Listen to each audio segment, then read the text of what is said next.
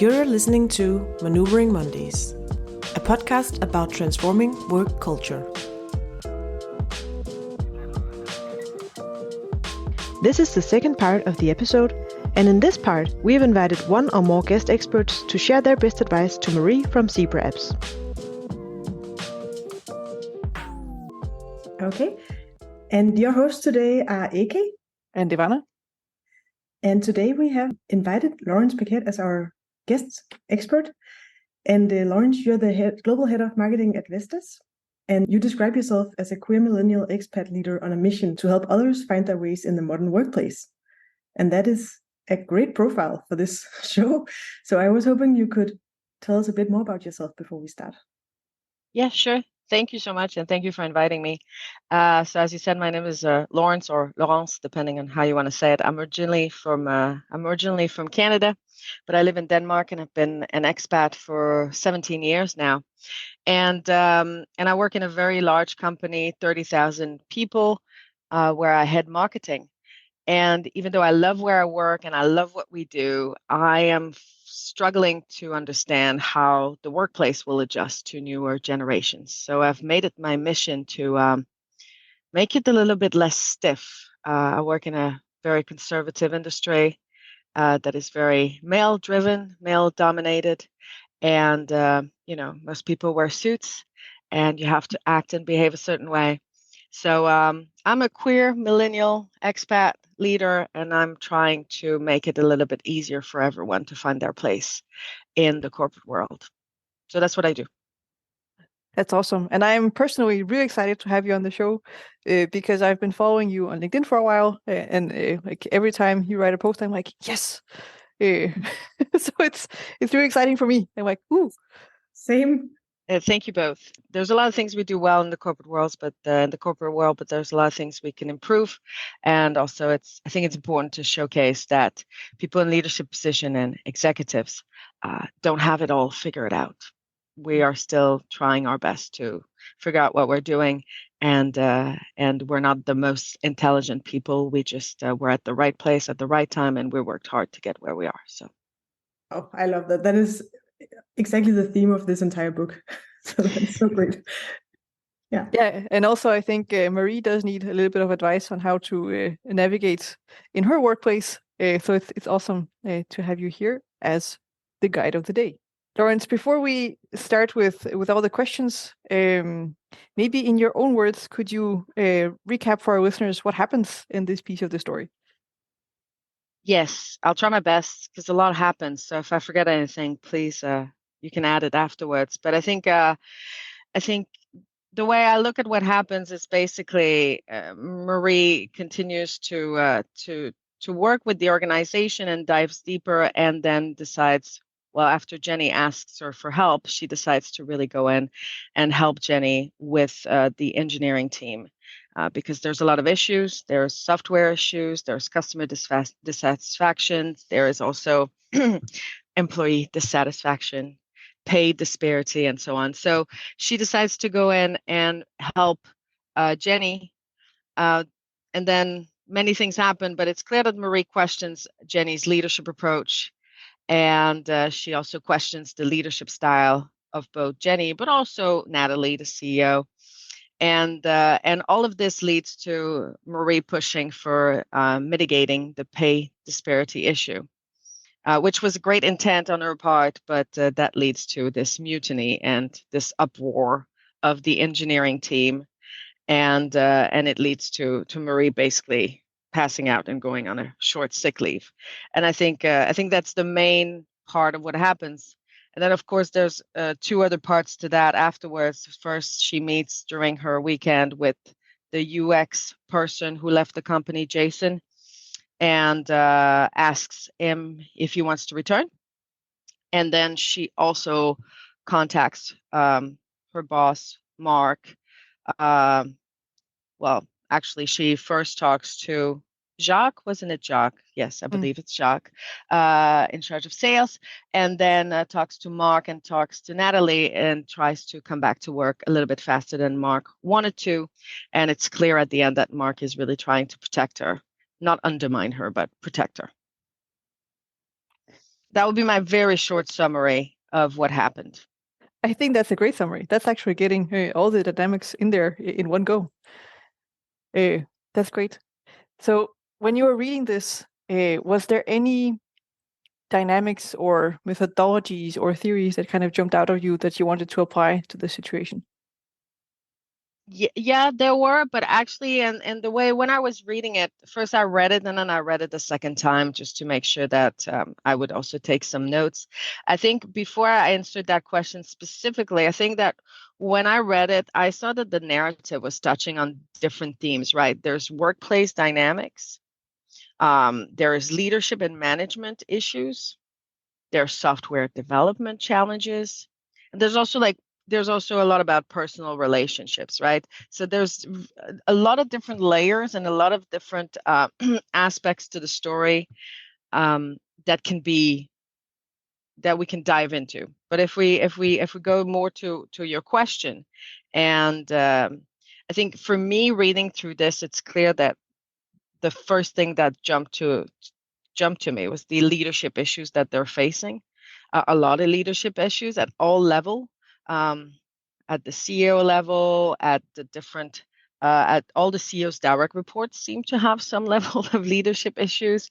And then there's also Marie, who's not necessarily leading the engineer, but she becomes the symbol of leadership and of hope. So there's a lot of leadership to unpack in here. And when I was reading it, I was thinking, there's a lot of theories that can be applied to this, right? There's transformational leadership theory, there's servant leadership theory. Now, I'm not going to explain all of them, I'm just going to name a few. There's more like conflict resolution and communication models that can be applied. There could be also team building or trust building exercises and so on and so forth. So there's a lot of things that can be applied and can be done, but I'm not a huge fan of the theoretical models because I find them often too structured for dynamic environments where people are interacting with one another. So I was thinking a lot about what I would do if I was Marie. That was mainly where if I was Marie, what would I do? And I think for me, she's facing so many issues separately that I think the first thing that if I were Marie, I would do is find some allies internally. And it seems at the end that she's starting to find some, but I think she needs to proactively make allies first and foremost, because she won't be able to do this on her own. And she should be a lot more proactive about allyship building.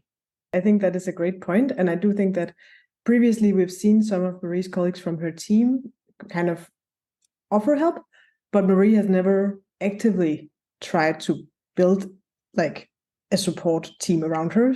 It's more been them reaching out to her. So I think it's a really good point that would be a great idea to do, so she's not alone and actually has a team around her to support this journey. Yeah, and I think that is like spot on for what is happening here. And I was thinking about Marie's background, which may not be relevant in this story part, but she used to be a consultant before. She was a management consultant who would go in and solve a problem and go out again.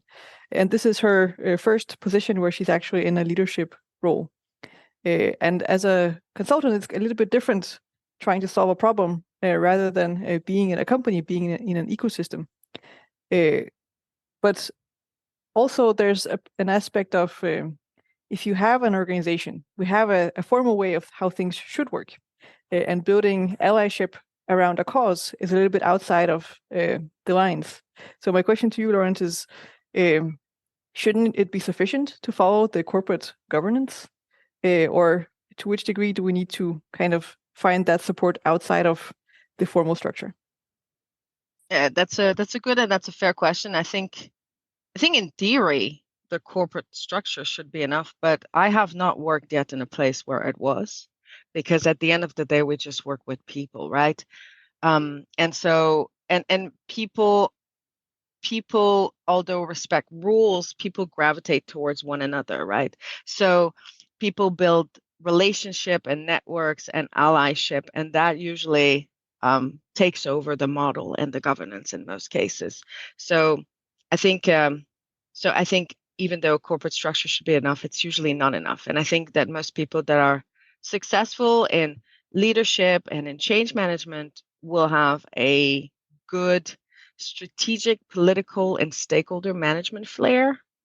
Because if you don't have that ability of understanding the politics and the stakeholders and who knows who and who talks to whom about what, I know it sounds like gossip, but people are people, even in large businesses or in smaller ones too. If you don't have a good understanding of that, it's much harder to navigate the corporate environment or the business environment in general. And it's clear when you read Marie that she really does behave like a ex-consultant, where you're just thrown in and you will just do your job, and because you have the mandate, then all doors should open up based on mandate. And that works well for consultants. They are able to impose that usually. I've seen it many times, but I don't think that people who work internally, like internally employed people, don't have that ability, even if they have the mandate. It's not as easy. And therefore, strategic stakeholder management is key.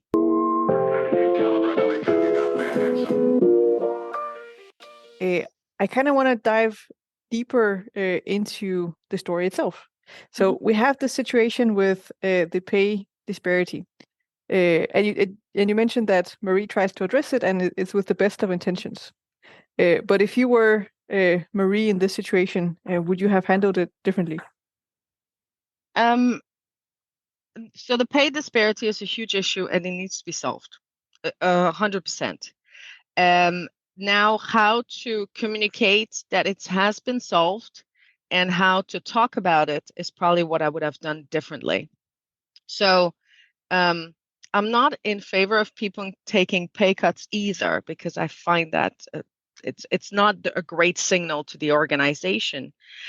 So I think I would have probably found a midway and figure out, I know the company is having financial issues, so it might be difficult, but there's finding the right balance of pay cut plus increase. And then I would not have informed everyone in plenum as it was done. I don't think there's any good way to do this, to inform everyone, but I would have probably been little bit more strategic. Because Jenny has such a poor relationship with her team, I don't think that was the right way. I think the first step would have been for Jenny to build relationship one-on-one with each of her direct reports and everyone in the engineering team, to build some trust. And then once that trust is built, maybe after a week or so, not too long, then talk about that change, because then it would be Jenny building trust and then showcasing her willingness to listen and hear the team by solving the pay disparity issue. So use that as a strategic way of showcasing her good intent. Jenny, not Marie, Jenny. And so I think it was a missed opportunity on Jenny's part not to see that she can fix it today, but she should not talk about it until she's showcased where she wants to go in her intent with her team, and then she can use that in her favor afterwards.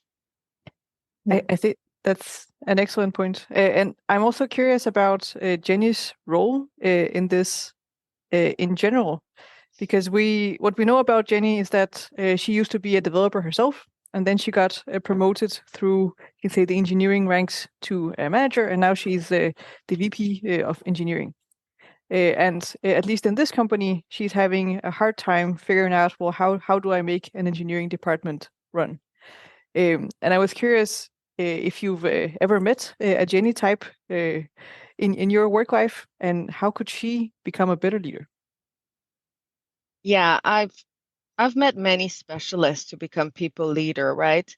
And some of them manage to transition very well, but in my experience, all of them struggle with two things. First, letting go of owning what they're working on. And secondly, understanding that each individual in the team will have different goals or drivers for motivation, and how to make all of that work in an ecosystem that really adds value. I think it's clear Jenny has given up a little bit. Maybe it's due to the lack of tool and support. It doesn't seem that overall Zebra Apps is the most psychologically safe environment to work in, or the best. It doesn't seem like there's a great support system either. So I think she's given up. But I do think the fact that she opens up to Marie and is showcases vulnerability is a sign of help, right? She's asking for help and support.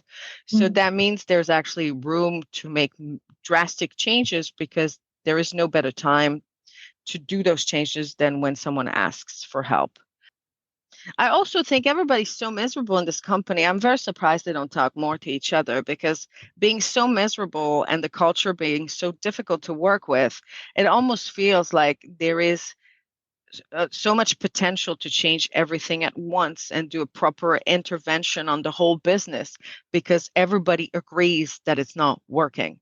Yeah, and there's this level of fear or dysfunction that hangs like a cloud over Zebra Apps. Yes, psychological safety is non-existent, that's for sure. Absolutely.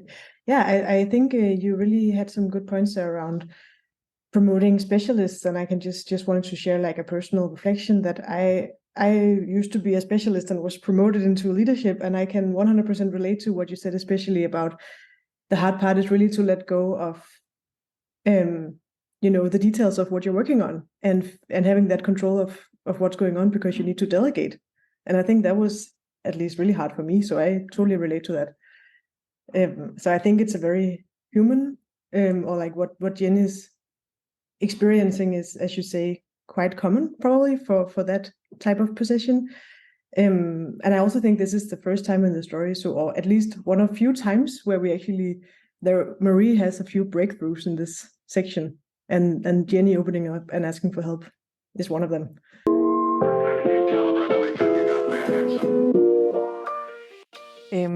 I have another question that is about, Jenny being a female engineering leader, which is still relatively rare. How much of the rift between her and the engineering team may be due to her unusual gender in this role? It's a very good question, and it's a fair one. It could have a big impact. It could be that her team doesn't believe in her and her abilities, for sure. It could also be that she doesn't know how to be a leader without being very masculine about it. It also seems that Natalie is the same, extremely masculine in her ways. So maybe Jenny also struggles to find how to lead with integrity without having to adopt something that is not her own, right? So that's definitely something that I read through when I was reading, because she also mentions Natalie's masculine style of leadership. So I do think that Jenny is also seeking different types of role models, not necessarily based on gender, just different ways of approaching leadership that would be beneficial for her, so she can find what's best for her and her style. And there I personally relate, because for the longest time, when I became a leader myself, I thought that I would kind of magically transform into this leader persona. And for me, it kept coming as a surprise that, wait a minute, I was still me. And I had a hard time convincing myself maybe that it was okay just to stay me and be a leader in that way, which is, we don't know each other very well, but I'm super goofy. And that's kind of part of my style. And you can also be a goofy leader and be effective.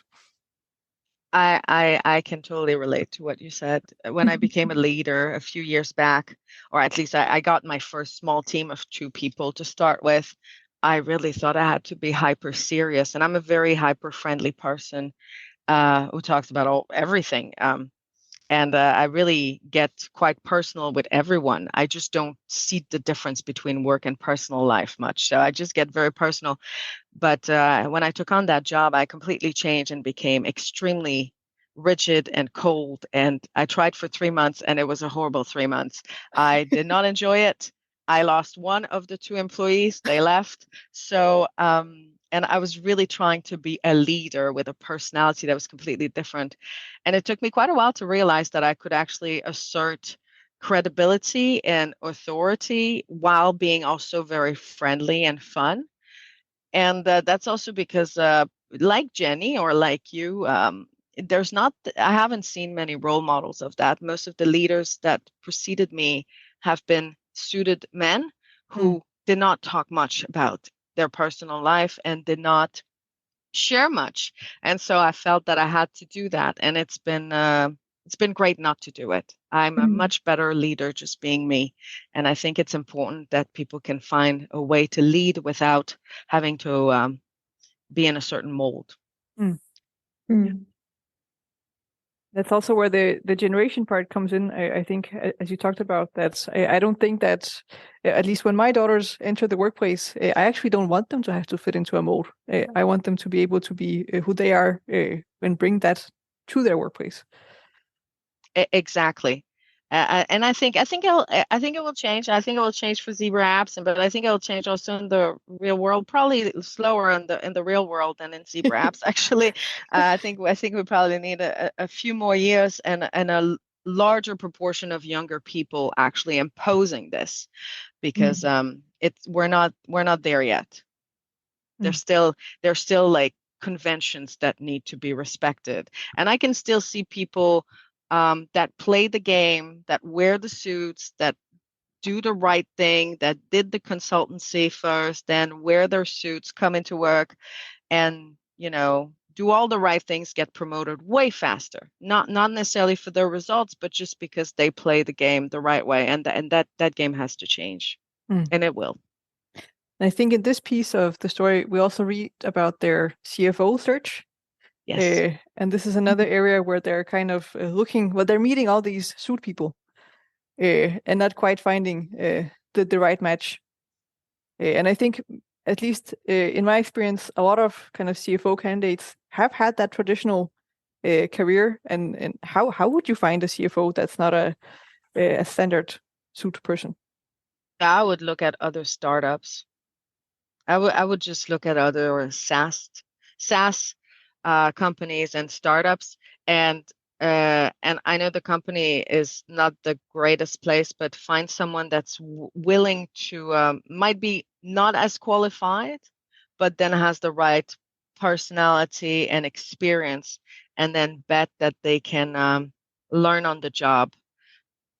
So I would look for the fit in terms of what kind of leadership and what kind of cultural influence we want to impose compared to years of experience. Of course, the person needs to be qualified. It's still a CFO job, but maybe lowering down the qualification requirements and choosing someone that's a better fit. And that can influence the CEO, because usually CFOs tend to influence highly CEOs, and that seems to be heavily needed in this case.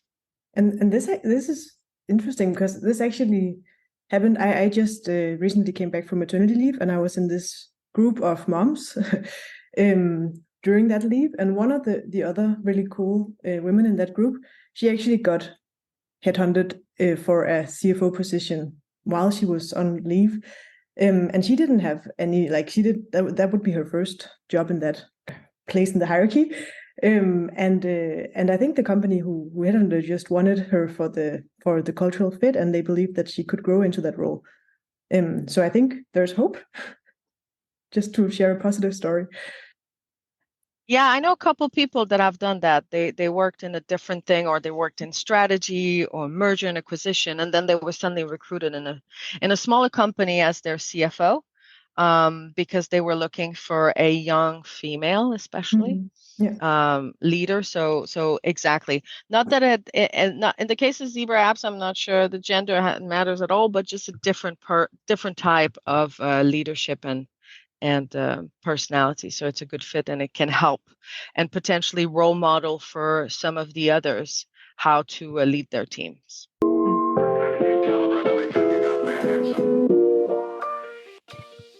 I kind of want to go into the room where this salary disparity announcement is shared.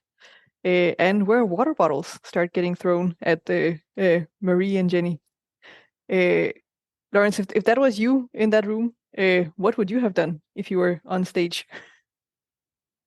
Well, when I read it, I have to admit that I had to go back and read it again because I was just thinking to myself, like, is it possible that people would actually throw things being so angry? And yeah, that can happen. I just hope never to be in a place where that is happening. Um, I think this is a very complex situation because first of all, no one should throw anything. It's actually dangerous, right? Physically, from a safety standpoint, this is not okay. So if it had been me, I would have actually walked out as the person on stage. I would have walked out and said, no matter your dissatisfaction, we are not tolerating this behavior. And I would have called in the management team and potentially the board of the company just to say, like, this is where we are right now, because we need to have a meeting with the engineering team where they understand two things: is that, yes, we hear you that you're frustrated and you're not happy and we are going to do something about it. But two, no matter the level of frustration, physical harassment is not a behavior we allow. And that's my main issue, is that no matter how dissatisfied one can be, physical harassment should not be tolerated. So I think they were caught off guard, but I don't think the reaction was, well, fainting is not a reaction, right? It's just something that happened. But I do think that there needs to be a much more authoritative step taken here to tell the team that, yes, they are being heard, but no, this won't be accepted. And that if it happens again, people will be dismissed. It can't be tolerated. The same with the sugar packet stuff that happened previously. Like, any kind of rebellion to that extent should be, this requires an intervention where we both say, we hear you, we see you, but we don't tolerate such behavior. Yeah, that is a really good point, because what happened with the sugar incident, Marie was quite set on not punishing Willie, who did it, but actually, helping out with the salary disparity situation instead. So she was like, he will get justice, but more in a good way. And maybe that kind of backfired because there was no consequence for that. And now this is where they are, because people just continue to act out in these very aggressive ways. So that is a good point about actually taking a step. They've set a precedent now that it's okay to rebel and to do bad things. There might not be any punishment. And not that I'm in favor of punishment, but this is a company, right? These are adults. And if it was children in a schoolyard, you would actually have consequences, right? You would be told you're not allowed, and now you have to, here are the consequences. Timeout. Yeah, basically. And I feel like as a company, this needs to be addressed. And it probably needs to be addressed like as a general team meeting. Like, the whole company probably needs to be seated down in one room, everyone, and a proper meeting needs to take place to address the rebellion, and also say, this is what we've heard, this is what we know is not working, and now this is what we're going to do. And we're going to need your help to do it. And we're going to ask for feedback, and we're going to ask you to get involved and be accountable. But I feel they're at the point where the company needs to do a meeting with everyone, where Natalie has to do what a leader should do and take the stage and give guidance to everyone.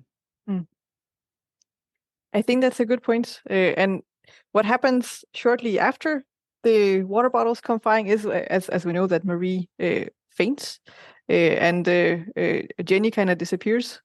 So Marie is left alone with the angry engineer mob, and now standing in a circle around her. I guess my first question here would be: is Marie weak for fainting? I think that you can't judge people for their physical I mean, anyone could faint. First of all, she seems to not have eaten lunch, and she seems to have problems with eating in general, to be honest. So no, absolutely not.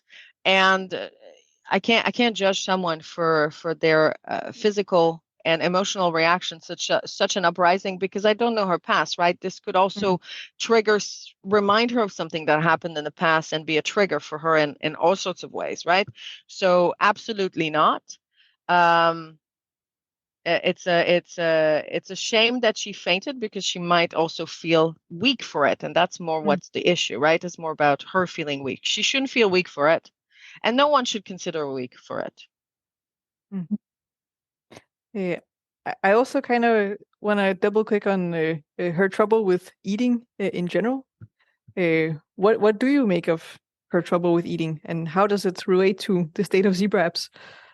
Well, I don't, I don't want to overly dive into Marie's potential eating disorder, but it seems like she's having a lack of control at work. So she's controlling her food, or pretends she forgets, or just like either she's really not into a person who doesn't eat. So therefore, if she's not reminded, she doesn't eat because she has no headspace to remember to eat, or she's not eating for control. One or the other. Yeah. Good point. Yeah, I just noted down before that we had this topic up before, but it's really interesting how the conflict avoidance in general, now you're saying that they should actually take an active stance against these kind of rebellions. I think conflict avoidance in general in zebra apps is a big problem, and I think that's also why the employees are getting so frustrated, and they're just like seeking a response and not really getting it. But I do think that it turned out actually as a help. Not, of course, it wasn't good that she fainted, but I think that situation made the crowd kind of calm down and come and talk to her, and actually some of the engineers opened up. So at least that was a good effect. Yeah, she became an ally by fainting, which is an interesting turn of events. It's good for her and to her advantage. I just hope Marie is clever enough to see it, to use it to her advantage, because so far what I think is that Marie's still waiting for overall guidance, and she's really trying to navigate this organization. And I do think that her consultancy background is getting in the way of her understanding how to play her role. And also Jason mentions it, the UX person, that she's kind of like the savior, or the upcoming savior. Mark is trying to protect her, so she seems that her own self-awareness of who she is, being who she's let me rephrase that. It seems that her own self-awareness of how other people perceive her and her role in the company is not a match. So she doesn't see it. And I think she needs to spend a bit of time reflecting on that, because if she is perceived as the savior, and if everyone thinks she has this ability, then she should play on those cards, and she should do it fast, because her window will not stay open for a very long time. That's an interesting point also, that sometimes the way that people see you and the kind of space that you're given by the team may be different than the idea you had about which space you intended to occupy. Yeah. What do you do in that situation? Do you roll with what you're given, or do you try to impose your own vision? I say, well, it might also be uncomfortable, right? To be given a position that you did not expect, or a role that you did not expect, that is also not in your comfort zone. If I was Marie, if I were Marie, I would actually sit down and reflect quickly on the risks and the rewards of taking on that role that people seem to want her to take, right? And I would do a quick calculation, because there are risks, right? Natalie might not be happy with this. Mark might not be happy with this. There are risks, but the reward could be that she might also be able to fix more things than anyone expected in the first place, and be able then to prove her worth. And if she's ambitious, this can boost her career also. So if I were her, I would quickly assess risks and rewards, And personally, if I were Marie, it seems like such a horrible place to work. I feel like she has nothing to lose. Status quo seems like the worst outcome. So why not go all in? Otherwise, she should find another job.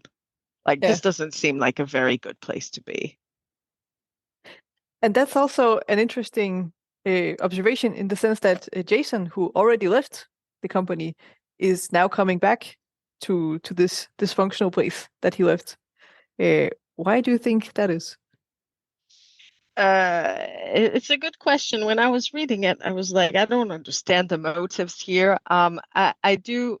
Maybe it's because I don't fully understand Marie and the charisma and the appeal that she has. So for me, I was reading it and I was thinking like either where he went now is not great either.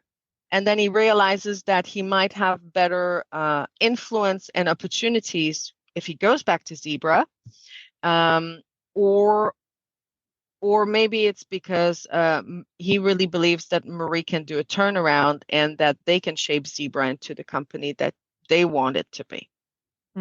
Yeah, I think it's really interesting at this point in the story, because in the beginning, Marie focused a lot on relaunching these company values and trying to like really speak to the values to get people to stay. And right now at this point, it seems like it's almost Marie herself who's attracting, Jason to come back, for instance, and not so much the values, but maybe she's like, being the image of the values right now. Which is also interesting because she's not always, I think, living up to to them either. But yeah, it's certainly a twist that Jason is now thinking of joining again. And she should do everything she can to make sure that he gets hired immediately, because then she also, by having him hired immediately, she's also sending a strong signal to everyone in the company that she has managed to get the UX person back, and that person will come and fix a lot of the issues they're facing with the software right now. So it will improve customer satisfaction. So she also positioned herself as someone who can actually make changes and make things happen, right? So her credibility will increase drastically. And I think that after that, her main issue will be not Mark. She needs to talk to Natalie directly. And would that be okay to skip her level and speak directly to the person with actual influence? Well, she already did it, and it's clear that Mark wasn't happy. So I think if I were her, I would actually sit down with Mark and explain why she needs to talk to Natalie. Mark can come along. Like he can be in the room, but it's more that Natalie needs to understand that this company is not going to survive or continue or thrive unless there's a actual change in how the company is ran and there's actual cultural changes happening. And I think Natalie needs, and those changes need to be top down. There needs to be an endorsement and sponsorship from the top. Doesn't mean Natalie has to do everything. I mean, Marie can be the main driver, but Natalie is to endorse and agree to the changes.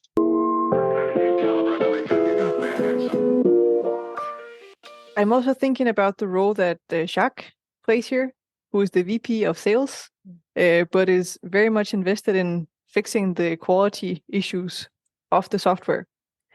What do you think about a person who should be focused on selling, being interested in the actual product?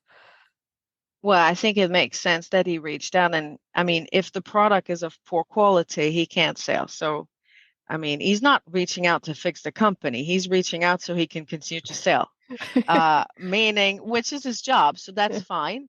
And right now he needs the product to be fixed so he can sell. But for the product to be fixed, the company needs to be fixed too a little bit. So Marie has all the ingredients to make Jacques an ally and make Jacques also a potential influencer or someone who can speak to Natalie even before she does, right? He seems much closer to Natalie, and also reports to her, so she can use Jacques to start seeding some ideas in Natalie so that when she goes to and speaks to her, some of these ideas have already been seeded and have had time to grow a little bit. So I do think that I do think that it's time for Marie to realize she's playing a game of chess and she needs to think more than one move at the time, but probably 5, 6 ahead. Mm-hmm. I have a question in terms of this situation. This Sunday, she's having brunch with Jason, and then she takes all these work calls. Do you think it's fine that all of this is happening on a Sunday, where it's actually the weekend? No. Well, first, she shouldn't have brunch on a Sunday. I had to. Well, she could, but not with the previous employee. I mean, that is a little bit in between the lines. It was unclear why she would have to do that because she's on sick leave anyway. She could have had a coffee on a normal day. So that part. I mean, she can do what she wants on a Sunday with a previous employee. That I wouldn't do it, but she can.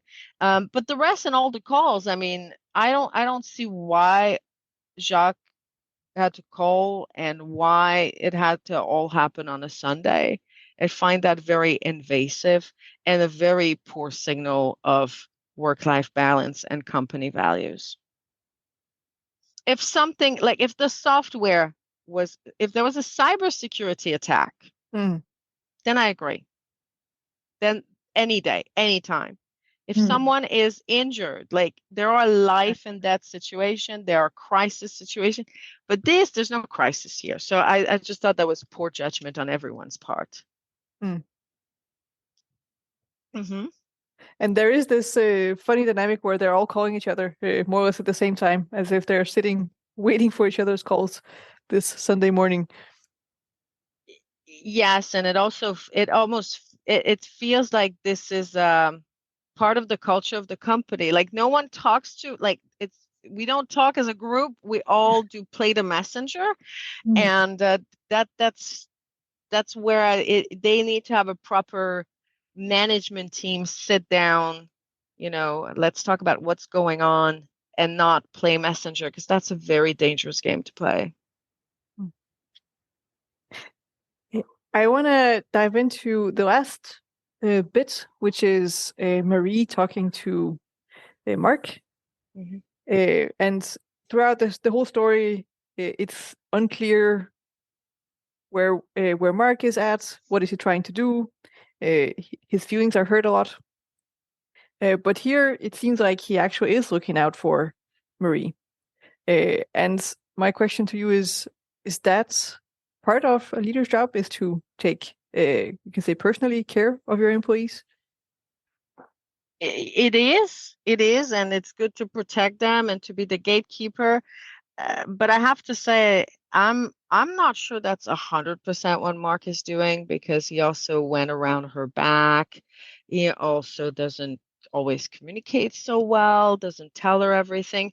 So I think he sounds like he's now taking care of her, but I would like to challenge to its extent that is because he suddenly realized the importance and the influence she has in the company, influence he doesn't have. So, and if that's the case, then that he suddenly realized how much influence she has. Now he's trying to protect her, which is diminishing her role and a little bit patronizing, to be honest. So, and that's how I read it. I didn't read it as a great gesture of care. I read it more like, oh, I've realized now how influential you are, so I'm going to make sure I'm on top of you. So I'm not sure, and maybe I'm giving really the wrong intent to Mark, and if I am, I apologize to him. But that's how I read the last part because it was suddenly very out of character. It felt, and that is kind of the insecurity we have all the time, where it's unclear what is he trying to do exactly, and is it for Marie's benefit or not? I mean, I could look at it the other way. Maybe he's just been very poor in his ways of behaving and communicating, and he meant only good and to only care for Marie the whole time. It just did not really come across as that so far until this very bit.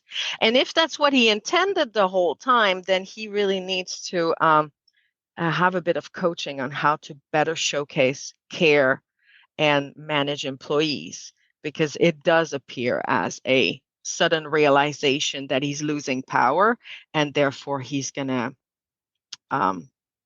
muffle it a little bit so that he's still in charge. Also, I'm sorry, I also have to say his reaction to Marie, like, I don't remember the sentence, Marie talking to Natalie first. The way that sentence or how he says it to her doesn't show care to me, because if it was actual real care and if it happened to me, I would say, like, hey, I've heard that you just called my boss. Why didn't you call me first? Like, what's standing in the way of us? Like, can you explain? Because I'm wondering, like, what did I do wrong that it made you feel like you should go over me? But that's not what he says. It's an accusation, right? So I don't think he's taking care of her at all. I think he's just, he feels threatened by his own employee. Yeah, and we've had this Mark-Marie dynamic. It's been very turbulent since the beginning. And I also think that Marie, in the beginning of the story, she got this red hot ball of lava in her stomach every time Mark did or said something. And I think that's kind of loosening up now, but I also agree that we still don't really understand Mark's motives here. So yeah, I think all these different power dynamics are in play, and it will be interesting to see also if Marie will take up a bigger role in fixing Jenny's problem in the engineering department, where that will leave Mark. And in general, like, I'm also wondering what about the other departments at CPREPS? Are they equally dysfunctional, or is this really the core of the problem here? But maybe we'll see.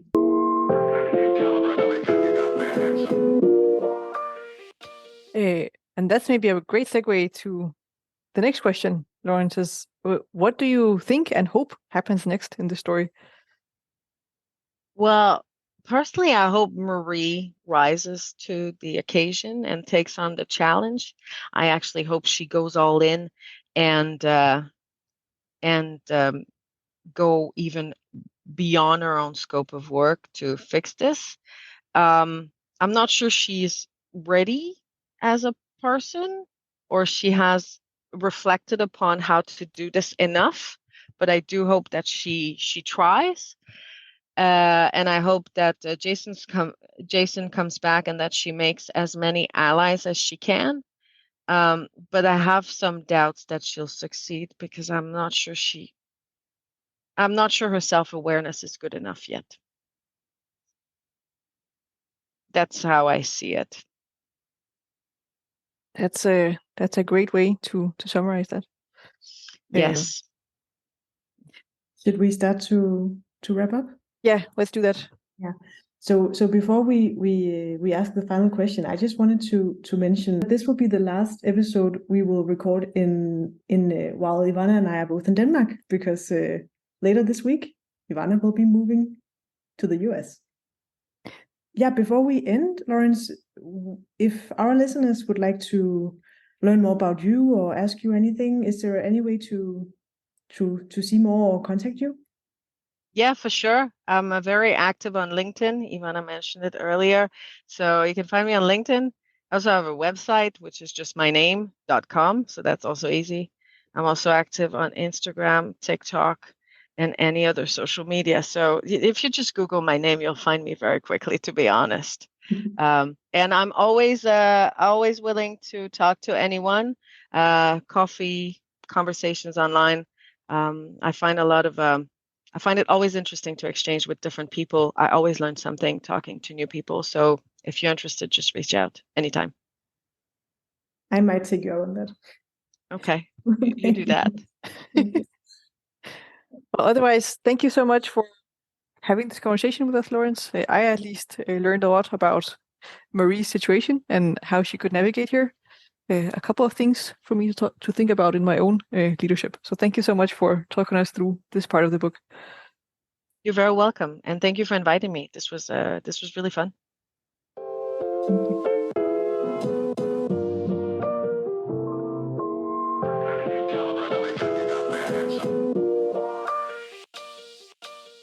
You're listening to Maneuvering Mondays, a podcast about transforming work culture. What are your thoughts on Marie's situation? Have you had a similar experience? And what would you have done? Join the conversation on our LinkedIn page and let's maneuver Mondays together.